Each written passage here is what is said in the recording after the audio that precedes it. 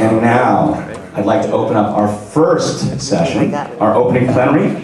Is this stereotype really necessary? As you can see, we have a hashtag BTBATU, pronounced Beaty Bottom. Please tweet if you take pictures, and you're welcome to do so. Take video, whatever you want to do. Just make sure you, if you can, tweet it and hashtag it so people who are watching our stream can see what you're doing, what we're doing here. I'd like to bring out Keith Chow, one of my partners, along with Harry Shen, who you saw quoted, lead of Better Luck Tomorrow, and Jerry Ma in the Shattered team, Secret Identities team, and he's the moderator of our first session. Keith Chow, come on out.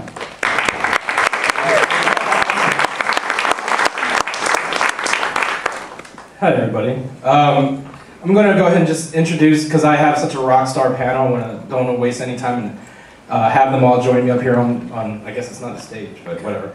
So first off, I want to introduce Parvez Chena. He is one of the stars of the NBC sitcom Outsourced. He is also, go ahead, give it up. He's also the producer star of a short called Or Die that just premiered at CamFest and will be showing at the Indian Film Festival in LA next month. Welcome, Parv. Thank you. Next up is Beau Sia. He is a poet, author, actor. His latest book is The Undisputed Greatest Writer of All Time, and I think that is no dispute.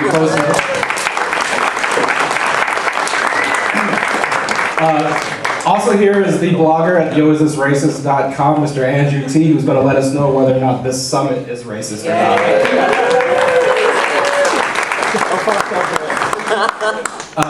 Following Andrew, welcome. Andrew, are our mics on?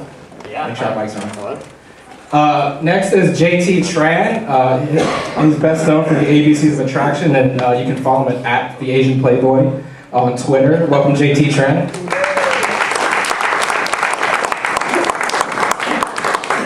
Next up is one of the co-founders of a very awesome blog, DISGRASIAN. Ladies and gentlemen, Jen Wang.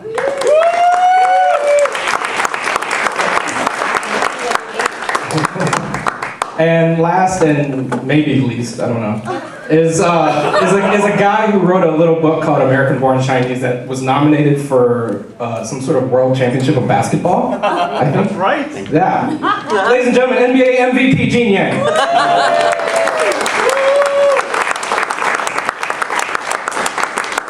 LeBron James has nothing on you. So I wanted to start us off kind of taking Jeff's lead and ask each of our panelists, our awesome panelists, why they chose the buttons that they chose and why they're wearing the buttons that they're representing. So we'll start with Parv. Can you if you can't see, for those of us up on top, if they can't see your button, can you let us know what your button says and why you're wearing it? Yeah, I picked FOB, fresh off the boat, but I think it's now fresh off the plane. our relatives are flying over now. Yeah, I think FOP is just a little too dirty sounding. Yeah, but I just picked it because I saw Beau had it too, and I wanted to be like, That's hilarious.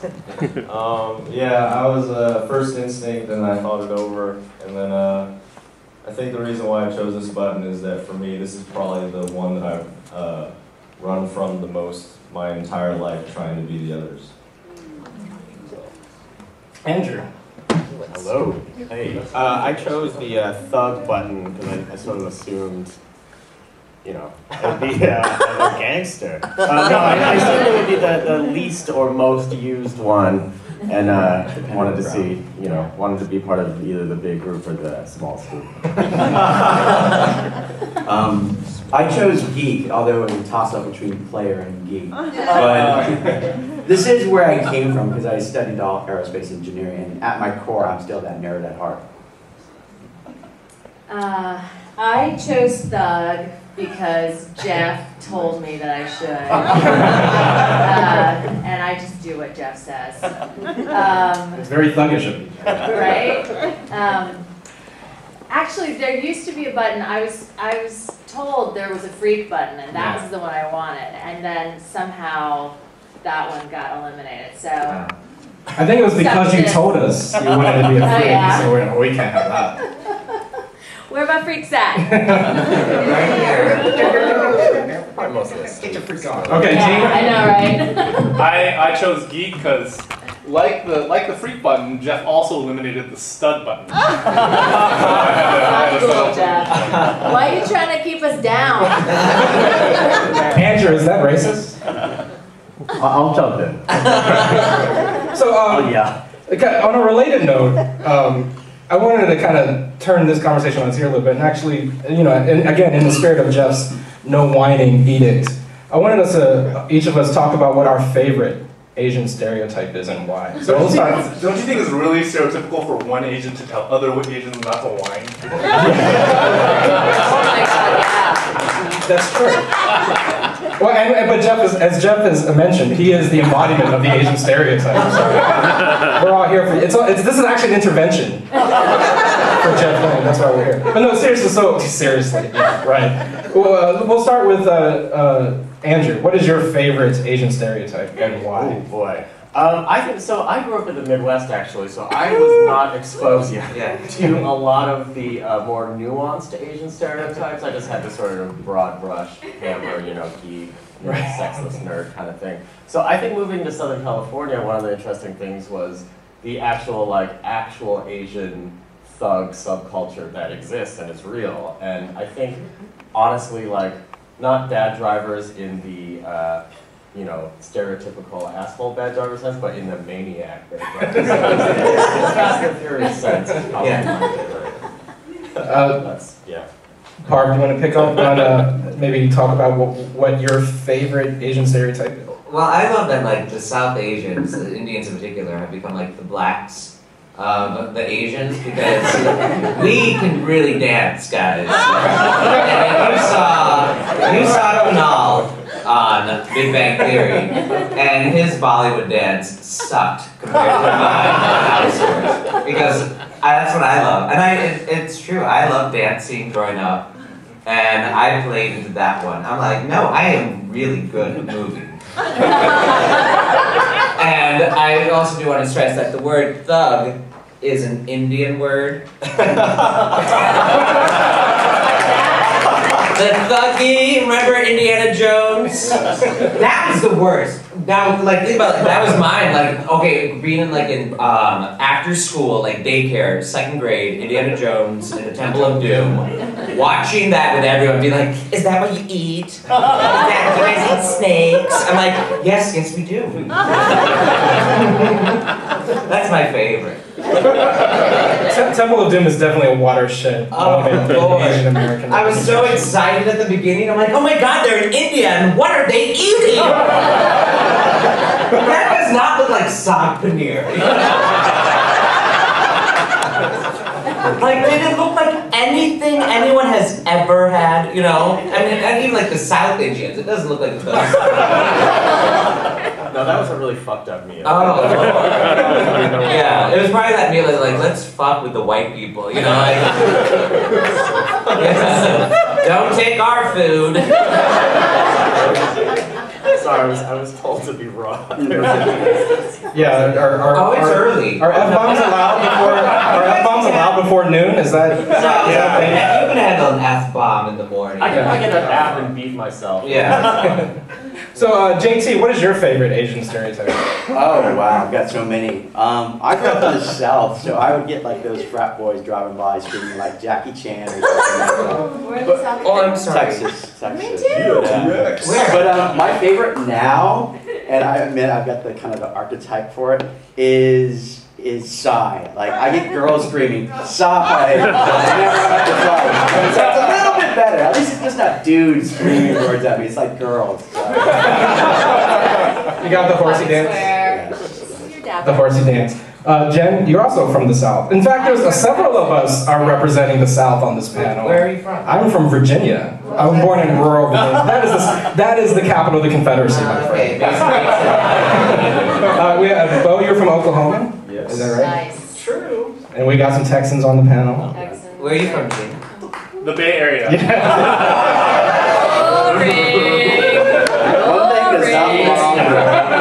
One of these things don't belong. I'm from Chicago, so it was okay. Yeah, we were fine. You know, we had Devon Avenue. That's like where the Indians and the Jewish people and the Koreans all hung out. Right. Well, you know, and to kind of take a serious turn a little bit, I mean, I think a lot of us who maybe didn't grow up in the coastal areas where there were Asian communities, I think had a little bit of a different context coming up as Asian in the communities we came from. Can you talk, some of you who are from like the Midwest or the South, talk a little bit about? Well, the bad driver thing, I did not even know that stereotype existed until I moved to California. Really? Wow. And actually, it came to my attention, I had a Danish friend who was like, yeah, I mean, because, you know, everyone thinks that Asians are bad drivers. And I was like, what? And being from Texas, like, you know, Texans really pride themselves on being good drivers and like... What? I mean, shut up, Oklahoma. Things are gonna get real here, all right?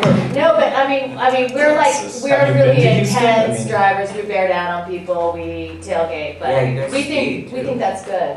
They speed also. Oh, we speed like crazy. Yeah. So I mean, in that way, maybe we're bad drivers. But I said that was good. Yeah. And then my Danish friend was like, no, like everyone thinks Asians are bad drivers.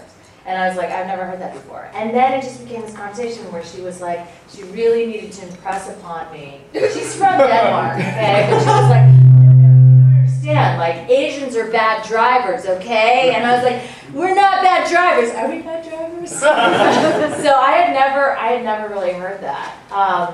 My favorite emergent stereotype, which is sort of playing on what Andrew said, is the like what I call the ragin.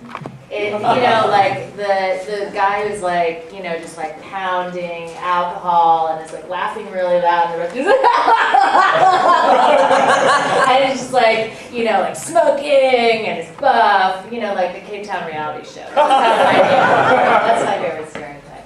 That guy. There are a lot of you. They're in the audience. You're all wasted. Yeah. There's several hungover audience. I'll be here for the after party. Yeah, exactly. The after party starts in about 20 minutes. Great.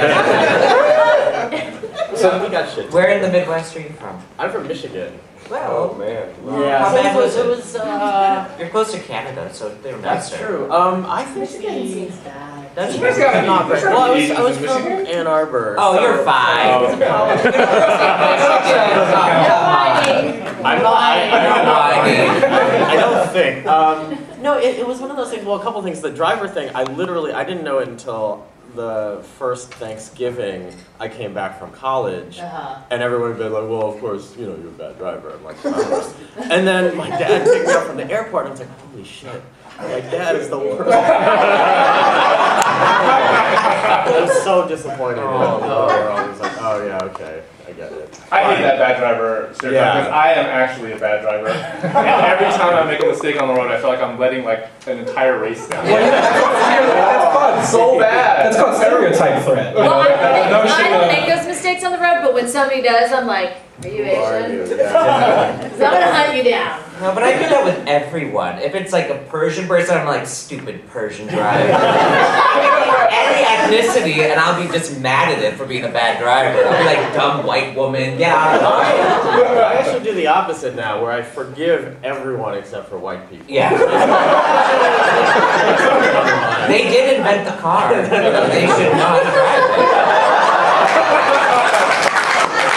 I mean, if you're in India, you would get mad. If I was driving like a little auto rickshaw around town, yes, you could get mad at me. But like, for the Model T, you guys, I'm looking at you white people.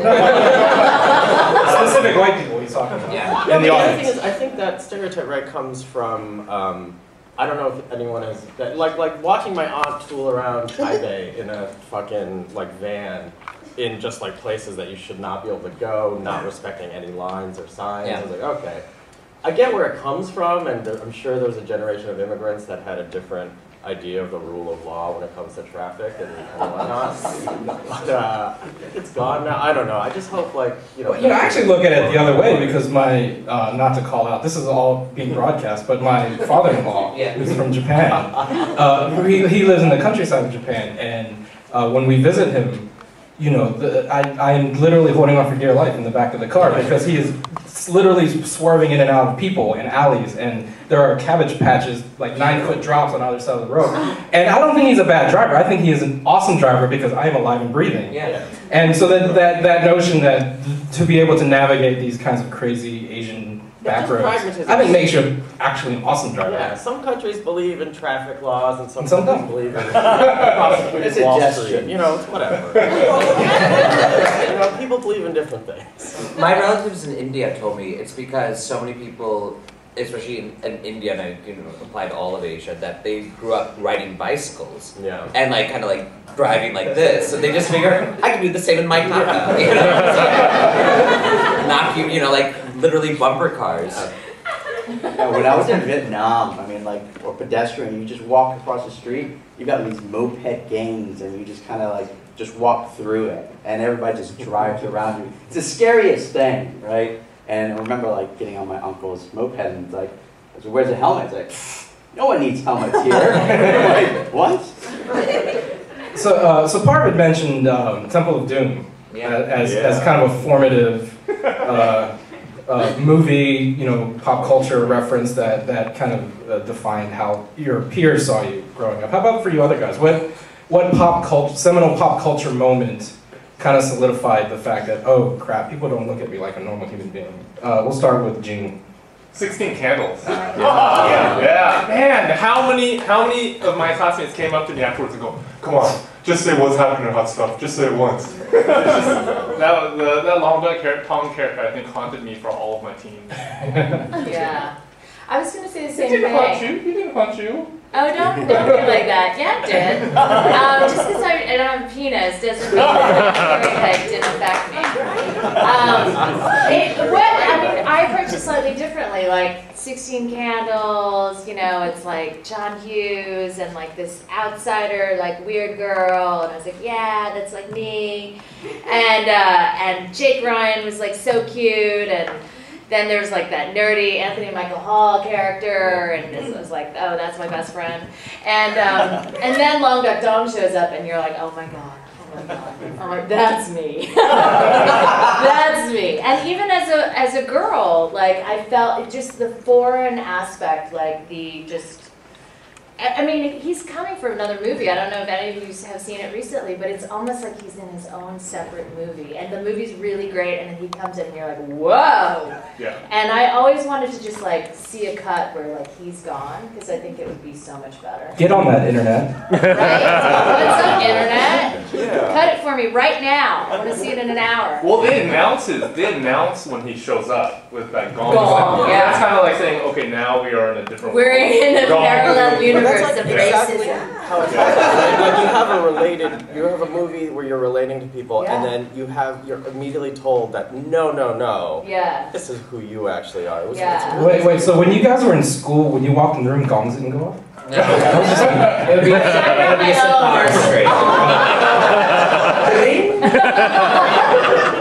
That's how I walked into gym class every day. So what else? What other than John Hughes? Anybody else have some? Because we like to pick on Long Duck Dong. Mine's a little later, but I don't know if you guys remember the movie Romeo Must Die. Oh, good, great. Yeah. There's that scene at the very end where in any normal movie, Jet Li and Aaliyah would have sex. They kind of have a hug, and it's like, all right, peace, thank you so much. Although, you know, to be fair, Jet Li was like 50 and Aaliyah was like 12. So there was that aspect. That's never stopped Hollywood. Yeah, or any Good point. man. Yeah, Good point. Or Aaliyah. Too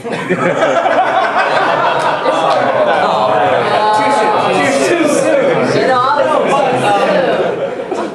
That was the moment where you're like, oh right, Asian men are a different kind of action hero. This is like everything else about that movie winds up, you can plot it. It's so, well, not so Formula. but you know where it goes, and it deviates. They made a choice to deviate from the formula at that one romantic point, essentially. Right. Yeah. At least you guys had like really cool martial arts. Indians just go dsh, dsh. It's just like punches in every Bollywood film.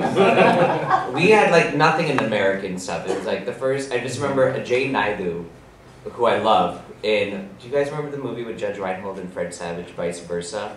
Which has some Asian elements to it too, where like they like trade places. Right. So forget about the Southeast Asian part of it. I was just happy that there was an Indian guy as just one of the bullies. You remember he beats up on on Fred Savage, and then Judge Reinhold. Fred Savage as Judge Reinhold sticks them all in the toilet. That was like, all right, the Indian guy was a bully. Yeah. That was Yes. cool. New and aggressive. Making And Jay progress. had hair back then before it's all falling out. He's from Office Space, so then if you know who I'm talking about. So the counter to that, what, if it exists, what film, TV show character kind of changed it for you, where you said, oh, okay, so now we're starting to see, or not, because, you know, if that happened, we probably wouldn't be here, right? But was there a character or a movie or a film that kind of changed? Harold and Kumar. Yeah? So 2004. Well, 82 to 2004, that's how long it took. Well, okay, I tried. No, I'm I think like that was a big one for me Yeah. because it was like, first of all, like all of us Indian American actors auditioned for it and we wanted it so bad. Right. Especially like the last big Indian American role kind of was by Cal in like one of the Van Wilder National Lampoon movies. So like it was just great to see like how that even like in 2 years had changed from, again, you know, him the monkey kind of character to, oh no, he's like the badass hot smoky cool guy. Right. I just remember being like nervous because like you even see his butt in it. I remember like in the audition being like, my mom won't let me do this movie. Not that I was like close in any chance of getting it, but that was the thought in my head, like, what if I do it? Can I have them shoot from like the, you know, the small of my back up and everything? Butt double. Yeah. Who would be a butt double? Like, this white guy with it'd be like, it'd be a white person in brown face butt. Brown butt. Brown butt. Oh no. I think it is too early in the morning for brown butt, Jen. Oh, not But a little early in the morning. It is not. It's never too early for us. No. We descended into potty humor. No, but no, I think Harold and Kumar is definitely a seminal moment as far as, you know, those are still flawed characters too, right? I mean, Yeah. they're not necessarily all heroic or all bad, but there is definitely, you know, there's some 3 dimensions, as much as you can have in a slapstick comedy, but We're getting there. We're getting there. I feel like my favorite character that's made me change is the sort of the way that I don't know. Anyway, my favorite Asian character is actually on right now, and it's Steve Yeun on Walking Dead. right. I feel like he is. I know that Jeff led some discussion of it, and it was like, oh, they're living in a post-racial world. But I think That's not the case at all. I don't think it is. Like when he It's went 'cause Jeff off doesn't because watch his The Walking girlfriend Dead. was almost raped, and then he was like being an all angry Asian man and like vigilante. I was like, there was Copyright Phil something Yu. very racial about that, you know. Yeah. And then the guys being like, you know, that Chinese kid, and then Daryl would say, yeah, no, he's Korean! He's Korean, and I was like, yeah. I mean, it felt real. It's like he's Asian, but it's not just about his Asianness, but there is Asianness in his It's portrayal, acknowledged. you know. Yeah. And then he like has hot sex with Maggie. Yeah. I mean, he seems to me like the most well-rounded kind of 3-dimensional character I've seen on television. Right. And it just took a zombie apocalypse. Yeah. Okay, everyone had to die Literally. first for the Asianness to rise. And Take note. the thing about Walking Dead that's clearly not a post-racial world is that there cannot be more than 2 black people at a time in zombie apocalypse. And then Ryan of all places. That's how you really know it's post-racial. Latinos either. Remember the Latino family was like, we're out. Oh, I forgot there were Latinos in Walking in that. that character, he's like, all of a sudden we're like, we're just gonna go on our own. Oh no. Hollywood's in a weird bind with regards to Asia now because, you know, the geopolitics of it mean that America's going to be increasingly xenophobic and increasingly anti-Asian. On the other hand, all of their movies are going to be funded by China and they play to the Chinese audience. So they're really fucked. It's just like, can North Korea kind of be the vague because it needs to be so, you know, a billion. Yeah, it's, right now there's about 2 8. movies in the theater. Well, China just overtook Japan as the #2 film territory outside of America for American films. Oh, absolutely. And for the films, they need to play to a Chinese audience, and Yeah. America needs to hate China, or will need to hate China in the next 20 years. It's gonna be. If they don't already. Yeah, well, yeah. The Chinese professor ad demonstrates.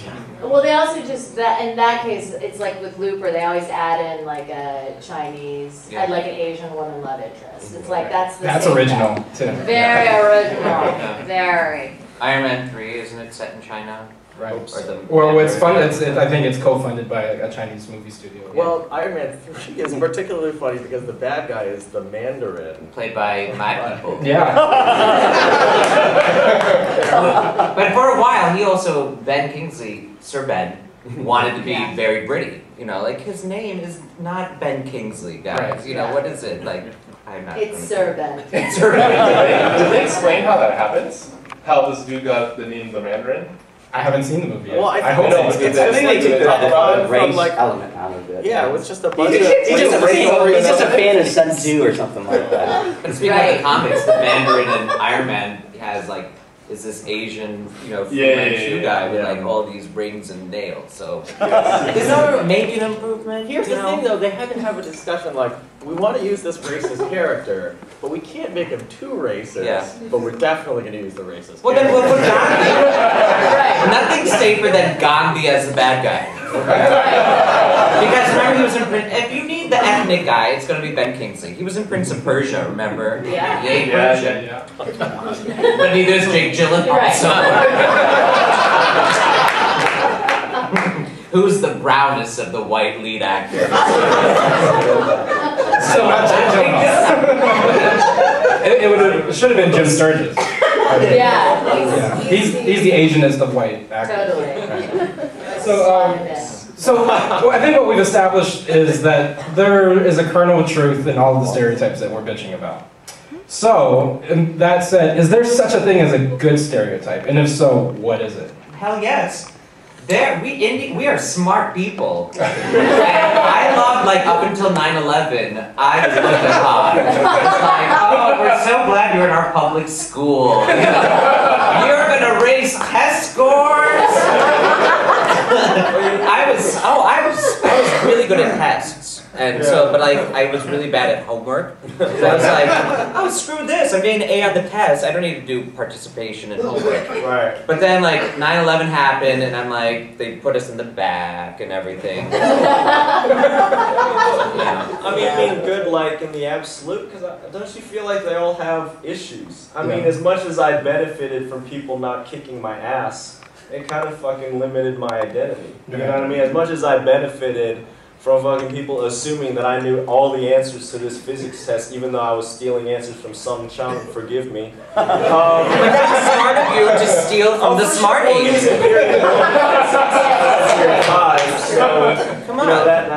But the thing is, just like, even with all of that, it just limited what I could be. So I got the benefits of these stereotypes, but then all the other things I wanted to be were just not available to me. You know, so I think it's kind of a mixed bag. I don't feel like any of these are really absolute. It's all about context and time as well. You know, like, I don't know how old everyone is here, right? But, you know, I'm like a pre-internet kind of guy, Oklahoma, all that shit, you know? So, it's just a whole other ballgame. Yeah. You know what I mean? What's pre-internet? There were these things that were called stamps. What? You put them on these things called envelopes. But how did it get to your like friend across the country? How does that work? It's this phenomenal system. It's called the U.S. It was called the U.S. Postal Service. Oh, that's the that's going bankrupt. Don't they make clothes no now, longer right? exists. They make clothes and steroids. Well, let's flip that question then. So, is there a stereotype that doesn't exist yet that you wish were attributed to Asians? I wish. I would like Asian men to be seen as virile. And it doesn't make sense to me why the stereotype doesn't exist yet, because the two most populous nations. Like people should look at us and go, oh my god, that guy is so virile. When you're half the planet, you have to be doing something. Yeah. Any others? But that doesn't. Oh, go ahead, Bo. No, I just wondered, like, but don't you also think there's another aspect of that called, like, how much power do these stereotypes really have if we don't give it to them? Mm-hmm. Do you know what I mean? Like, that whole idea that, like, this virility thing. Well, if you don't see me as virile, you can go fuck yourself. You know what I'm saying? I don't take your fucking shit, man. Yeah. You want to go see me on the street? Let's go meet on the street. For sex?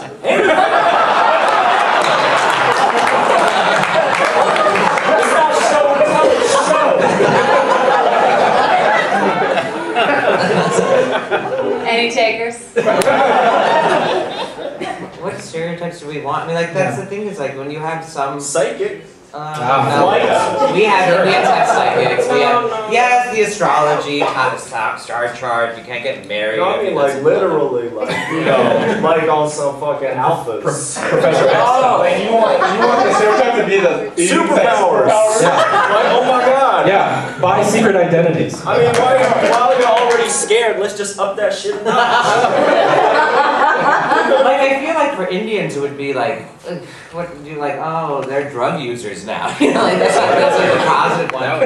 Really, you know. Well, I didn't say they had to be positive. I just went, which stereotype do you wish you had? It's like every stereotype, no matter what it is only going to be used as a cudgel. So it's not There's no such good thing. at math. It's that you're not able to relate to people. Right. Like, that's what it really says. And it can be flipped, and anything can be said about anyone. Like, the key is that it's always going to be used negative. Sure.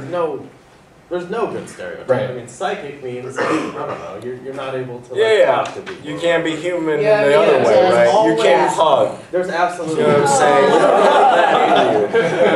that no, that's always the problem. Like, that's what I still want to be happens. seen as psychic. You just want to be psychic. Right. You don't care. Like, You know what? That's Jean correct. Grey Dark will get on it. Do you want to be like Jean Grey telepathic?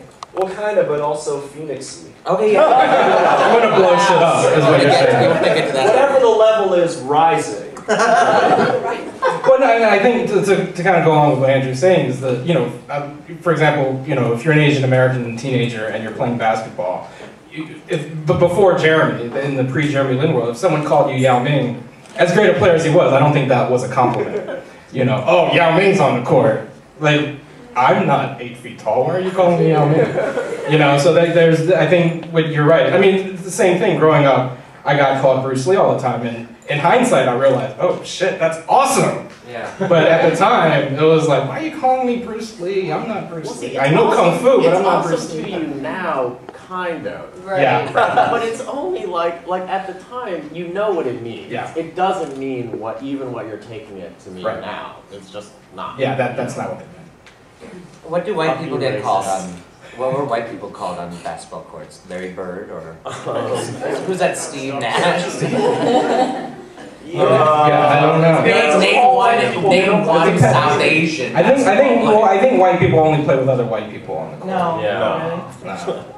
What do I- Williams, cuz. Well, they called him white chocolate. Yeah. They called him white chocolate.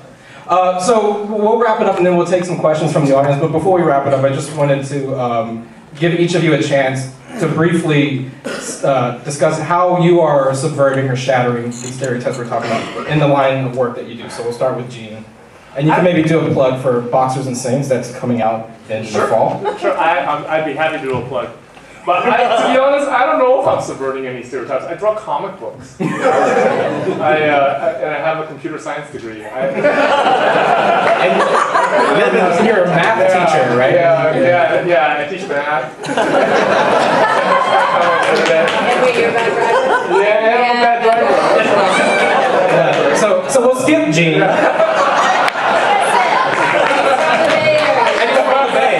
And he's from the Bay. I drink bubble milk tea.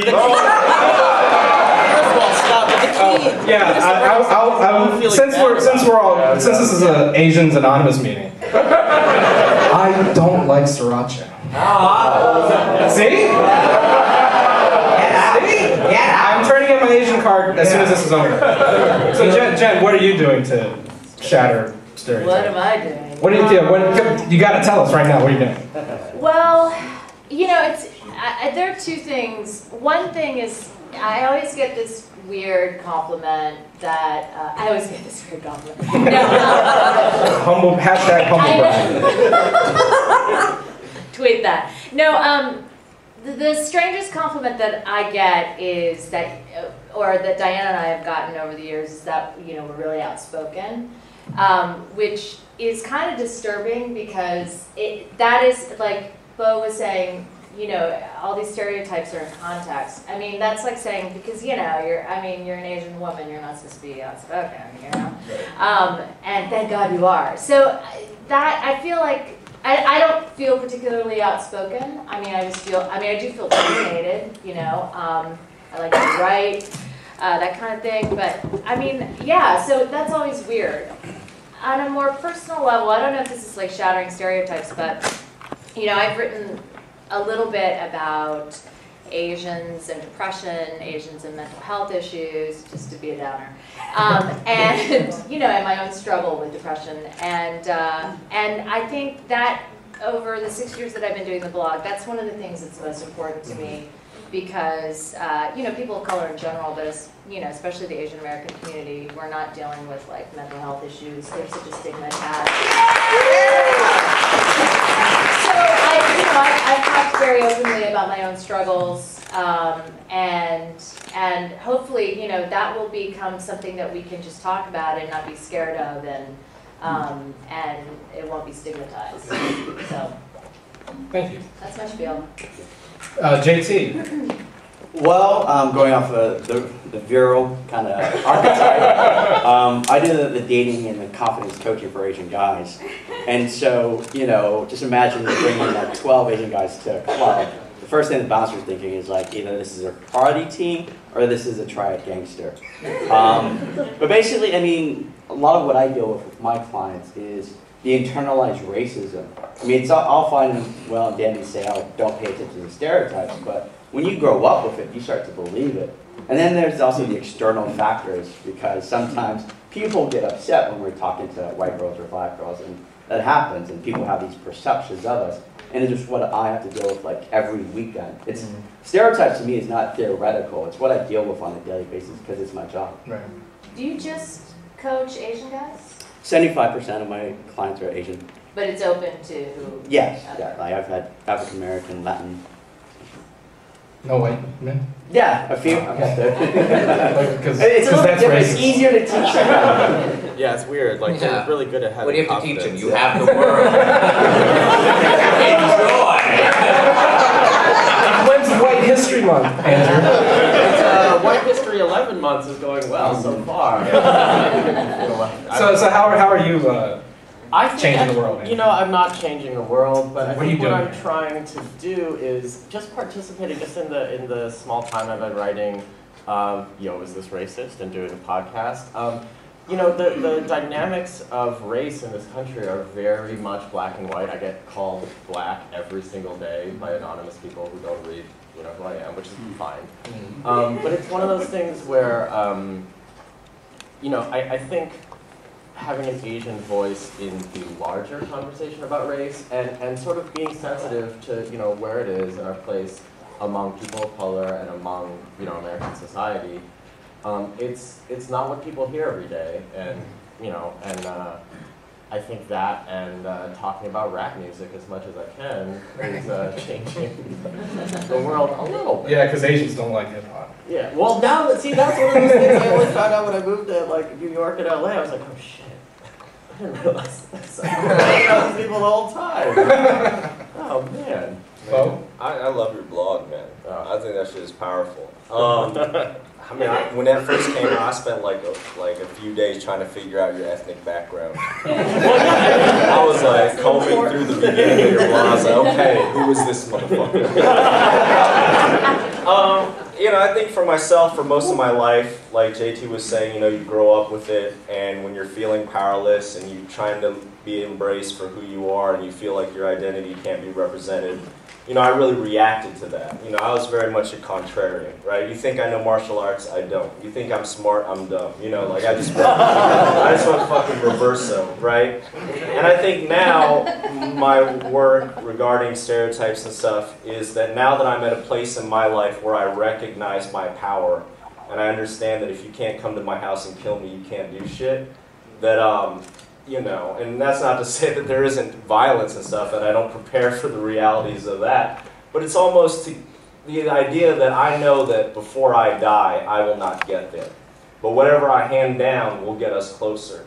And the aspect that I would like to approach is giving people the opportunity to understand that we can build this way where all of this external has no impact on us, that we decide how to interpret our environment to give us power, right? We can take every experience and turn it to shit or to gold. And that's just sort of the part I want to play. So I'm going to be less about addressing and reacting and stuff like that, and more about like, let's allow ourselves to understand that all human beings have the capacity in our ability with contradiction to say, yes, you may call us that, but I am going to flip it on you in the way I exist. Right. You're going to be who you be, right?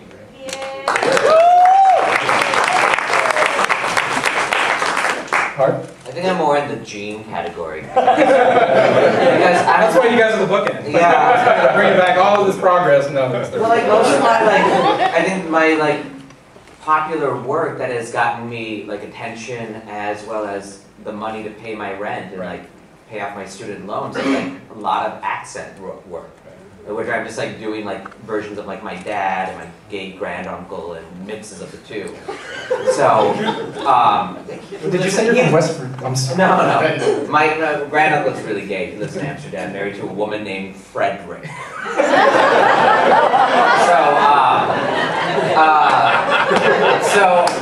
And it's hard because but the thing that gives me a little solace, because I have a lot of guilt about it, and even when I started off doing the barbershop films, because I was just happy to get work, to outsource, having the year, and having the talks with NBC and our creators who were very sensitive, as well as trying to be but we also wanted to open it up to the flyover states between the coasts and everything.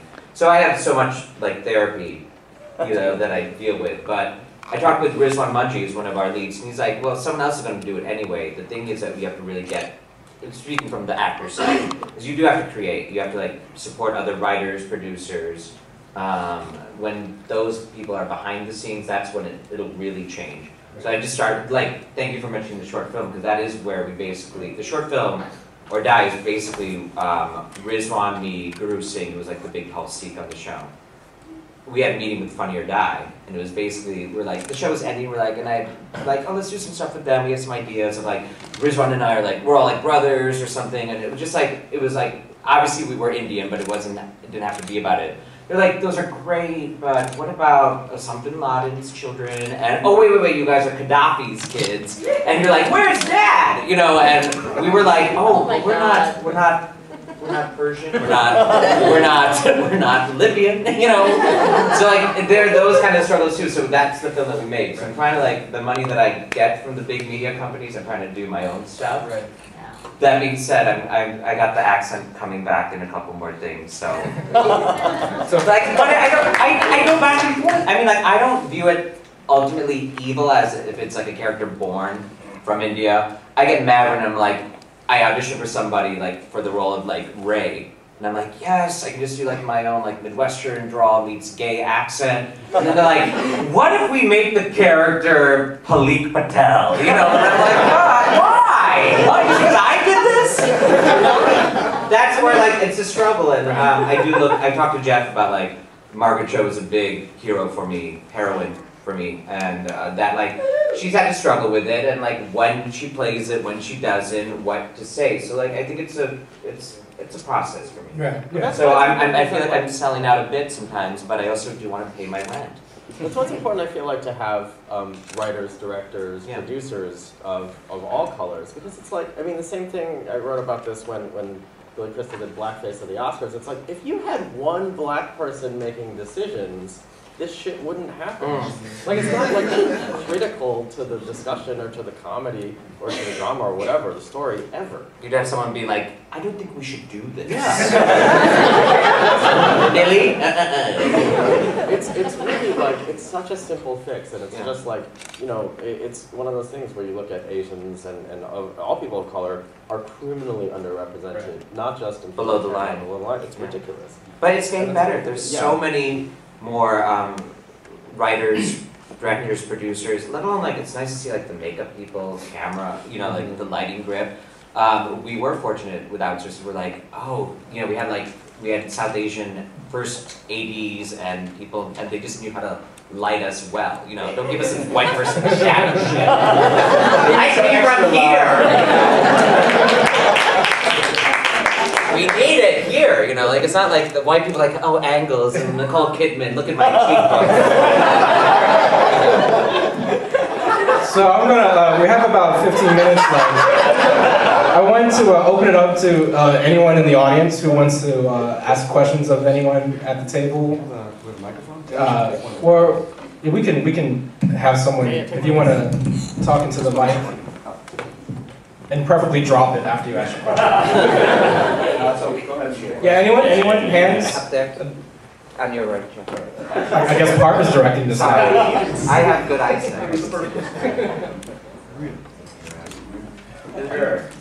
Hey, so to build on that last point about having more Asian Americans in background roles, in decision-making roles, I've often struggled with this question myself, where people who get to the top in Hollywood and institutions like that, they don't get there largely by advocating for any kind of ethnic agenda. They get there by basically saying, you can look at me and pretend I'm a white guy, it's cool, don't worry about it. And they don't worry, like, except for a handful of exceptions, like maybe Justin Lin, I can't really think of Asian Americans who are high up and really advocate for the community. So is there a fix for that? And is the solution really just more of us in the background when the only way we get up the corporate ladder is kind of by, I don't want to say selling out, but definitely not backing the community in any way?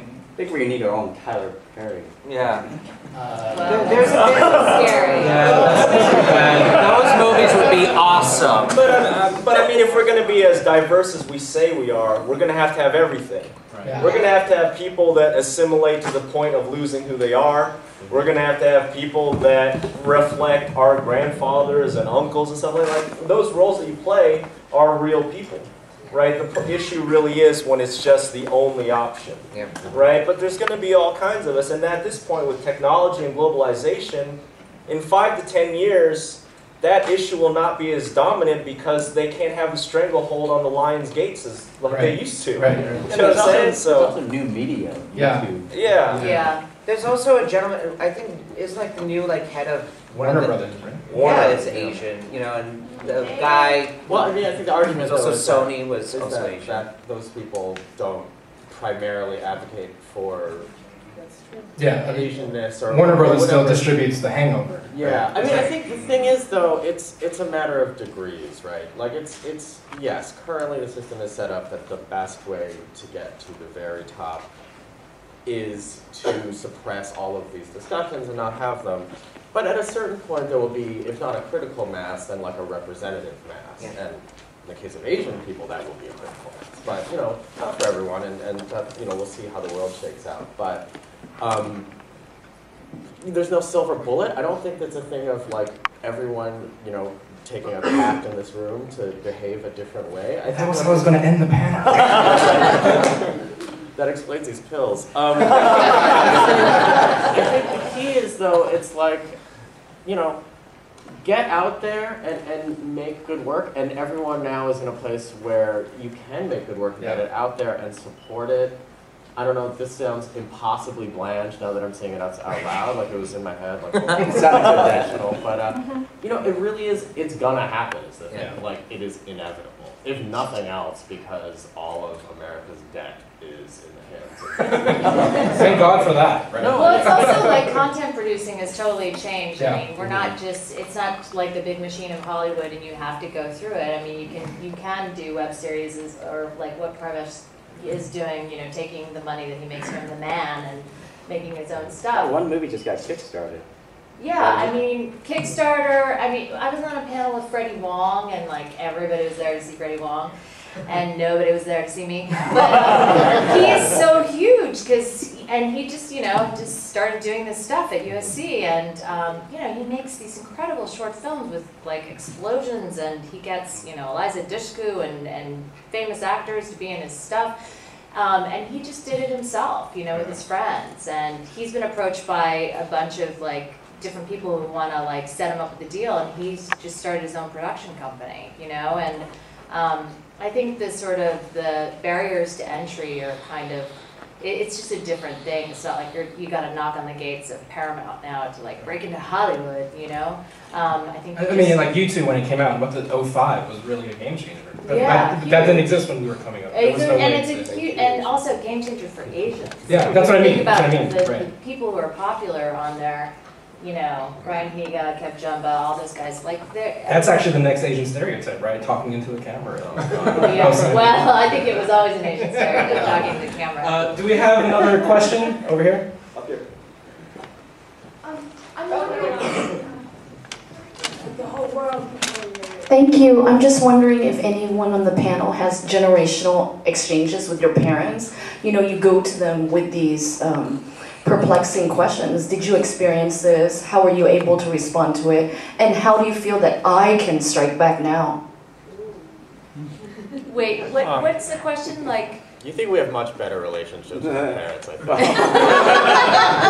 I'm just wondering, like, you know, you saw your parents sort of experience a bit of oppression or repression or silence, and now you're in mediums or with open opportunities to strike back, to speak up, to sort of create your own niche, to represent yourself and others that experience the same thing you do. What kind of exchanges, if any, do you have with your parents about that? Like, I'm able to speak out now, whereas you weren't before. Well, I mean, I wish, but my stepdad could give no advice when it came to dating. It was just kind of like this, yeah, just go to college and get married. That was it. I mean, I wish there was, but there's a lot of information, kind of like generational information when they move here that's not translatable to our experience. Yeah, I mean, I don't think my parents had a point of reference of what it's like to go to school in this country, right? The generation, the culture that they're from. Growing up, we weren't really able to have those conversations, which was really a contentious way to start our lives together. But I think now that I'm older and I'm better able to meet them halfway, understanding what the nuance of their English capacity really means, I think the conversations we have, for me, on my end, and this is just personally, is just for me to sort of empower them. I mean, every day, my father may say something about somebody on TV and they, oh, that's an American guy. I'm like, Dad, you're an American guy. Okay? So that's kind of like, that's one of my things. And as I far love as your like school of tough love empowerment. Yeah. You're an American guy. You got it. Tiger shot. I also learned it from my father. But as far as like what I do, I mean, it's so clear, right? My father and mother could not express the things that they needed to, you know, feel accepted and embraced in the workplace or in their environment. So their son, who, you know, they were not considered, you know, fluent English speakers though they are, so then I became really adept at English to an insane degree, and then spoke out in this language. And so for me right now, it's just sort of being an example of what they were never able to be seen as, though we are quite alike in so many ways. I think we have time for one, maybe two, but we'll go one and we'll see how that shakes out. Does someone have a mic to bring? Yeah. Mic's coming. Oh, cool. Okay, right there. Hello? Go for it. All right. Yeah, I had a question in relation to what he had asked, too, as far as what we could do as far as changing how Asian Americans are represented. I have a comrade who's beginning a campaign called the No Coonin campaign, which is a series of, as a campaign against people like Lil Wayne, people on BET. Now, would you be in favor of people in the Asian American community beginning a campaign of direct action against, you know, shows and networks that present this stereotype of how Asian Americans are represented? Sorry. I actually think it's more important to, like, it's more important to tell your own stories than it is to tell other people they shouldn't tell theirs. You know what I mean? Like, I think it's more powerful, and it just gets you farther. Like, I think it's important to, like, there are places like, or there are people like racebending.com that do really important advocacy work. But ultimately, what's going to move it forward is if we tell our own stories and if we do it well. I think you're right. I mean, and to that point, like when Diane and I started our blog, it's called DISGRASIAN. And the whole idea was that we thought it would be like the smoking gun, but except like, you know, people getting arrested for DUIs would be like, you know, this person is a disgracian because they, you know, and it was like in the William Hung era, and we were just gonna like, it was like a hit list. We called it a hit list, and we're just gonna take people down. And we did for a while. We took down some not so bad people. But, I mean, it evolved. I think one thing is, it's not terribly effective. I mean, most of us can agree on, like, the stereotypes that are really awful.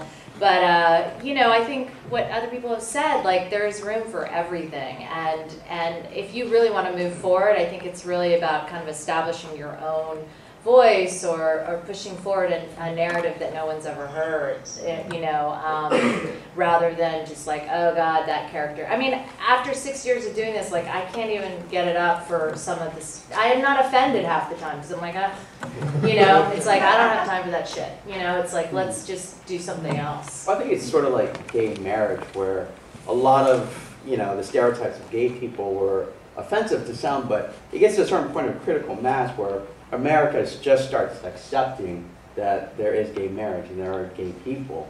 Like, we're going to have like Asians that are not representing us very well, but, you know, to the point of critical mass, once we hit a certain critical mass, we can mold the conversation.